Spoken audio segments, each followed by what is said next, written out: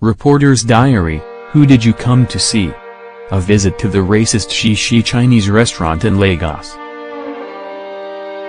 What better place to have lunch than a restaurant accused of racism?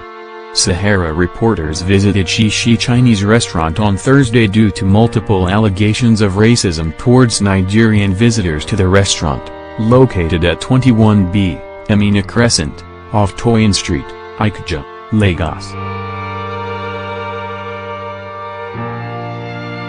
On arriving Shi Shi, tucked away in a residential area in Ikeja, we approached the gate. "Good afternoon," we called out to the grumpy and irritated-looking security guard. "Who did you come to see?" he queried. Taken aback by the question, the SaharaReporters correspondent asked, "Is this not a restaurant?" The security guard looked as if he was contemplating the response, but seemed to think twice about it and stepped back. The team proceeded. "We came disguised as a company of people who had come to hang out. The entrance smelt of something funny, but the source of the smell was not readily visible. There was a show glass displaying what looked like bags made of real leather. We made our way into the dimly lit restaurant. Inside, we approached the front desk, which had a stern-looking female Chinese national at the register, probably trying to reconcile the books. She barely looked up, save for the Nigerian attendants, waiters who looked completely bewildered and almost shocked that we were standing there. In the sitting area, 2 Asian men were seated, looking on at us. A member of the team turned back and requested with an assertive voice, "Can I see your menu?" The announcement was to deflect from our main mission there. We were ushered to a seat, 5 of us on a round table overlooking a transparent glass and an outdoor sitting area. As the menu arrived, so did about 3 waiters, circling for no reason, with one making as if she wanted to serve tea, all the while peeking into our phones. As we awaited our moderately priced fried rice and spaghetti, we made small talk, sipping the tea. By now, apart from the waiters who looked aloof and were now stationed at strategic points in the restaurant, the stern-looking Chinese lady behind the counter was now sitting close by in the restaurant. She beckoned to another lady, Chinese, and spoke something to her in their language, while motioning at us. The new lady, in the most inconspicuous manner, even for an amateur, started taking photos of us and recording. I caught her glance and she tried to look away while concealing her phone. Sigh.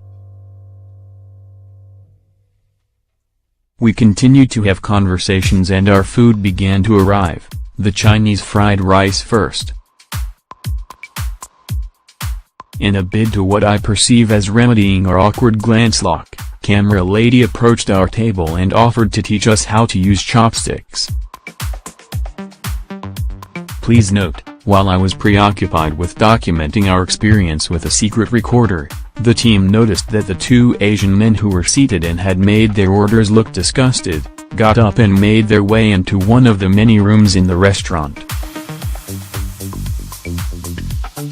The show must go on. And so it began, the overly choreographed friendliness, niceness, half smiles and forced response to questions. Yeah, camera lady, was now tutoring us on how to use the chopsticks. A member of the team quickly requested a selfie and with concealed reluctance, she proceeded and everyone was obliged, including me. I wondered if they took selfies with all their guests or if it was a curated PR move. Soon after, we had to leave and requested takeaway packs for what was left off our spaghetti and fried rice. God forbid it wastes. As we were about to leave, a woman clad in black, Chinese, appeared from one of the many doors. She walked up to us and said hello and stayed there. A member of the team asked for her name and she said Shi Shi and introduced herself as the manager of the place. One member of the team queried if everyone is welcome here, to which she simply said yes. She then proceeded to accompanying us out the front door. Again, what establishment has its manager see customers to the door? As we exited the building, I noticed the security guard seemed like a Nigerian from his looks, looked jittery. I couldn't let it go, so I went back to take a photo in front of the building. How else would we prove we came to eat racist spaghetti? It turned out the manager was watching from the glass window I described earlier. She hadn't anticipated our abrupt return for a photo. More suspicious was the security guard, who suggested I use a wall with some flower pots for the photo as opposed to standing by the entrance which had the name of the establishment carved into it. From our findings, interaction with staff and management, we couldn't help thinking that Shi Shi restaurant is indeed racist, hence the security guard's inquiry about who we were looking for in a place listed as a public restaurant even on Google. There was also the issue of the staff recording a video of us, the policing while in the restaurant and the manager accompanying us out. Would they have done all that if we were Chinese? In the restaurant's bid to gloss this over, it ended us awarding us an exaggerated reception.